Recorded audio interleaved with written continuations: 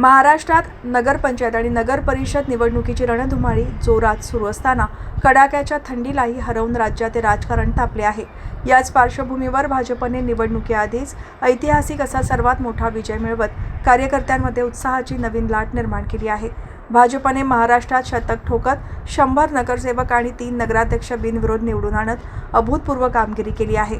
अर्ज मागे घेण्याच्या शेवटच्या दिवशीच निकालापूर्वी पक्षाचे उमेदवार 100 जागांवर बिनविरोध विजयी झाले असून हा विजय पंतप्रधान नरेंद्र मोदी आणि मुख्यमंत्री देवेंद्र फडणवीस यांच्या प्रभावी विकासाभिमुख नेतृत्वाचा परिपाक असल्याची प्रतिक्रिया भाजप प्रदेशाध्यक्ष रवींद्र चव्हाण यांनी दिली आहे। राज्यभरात भाजपच्या वर्चस्वाचा हा ठोस पुरावा असून विरोधकांचा पाया कमकुवत झाल्याचे या निकालावरून स्पष्ट झाले आहे। राज्यातील 246 नगरपरिषद आणि 42 नगरपंचायतींसाठी 2 डिसेंबरला मतदान होणार असून 3 डिसेंबरला मतमोजणी पार पडणार आहे।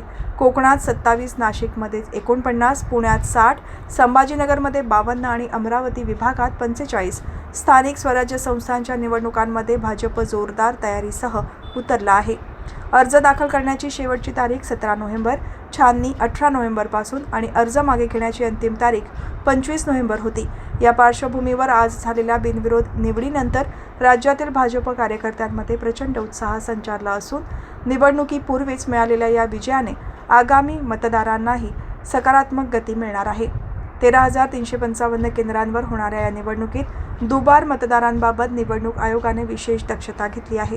राज्यभरात मिळालेल्या या अभूतपूर्व यशामुळे भाजपचा विजयाचा झेंडा आधीच फडकला असून कार्यकर्त्यांमध्ये उत्साह, आत्मविश्वास आणि विजयाची प्रबळ भावना निर्माण झाली आहे।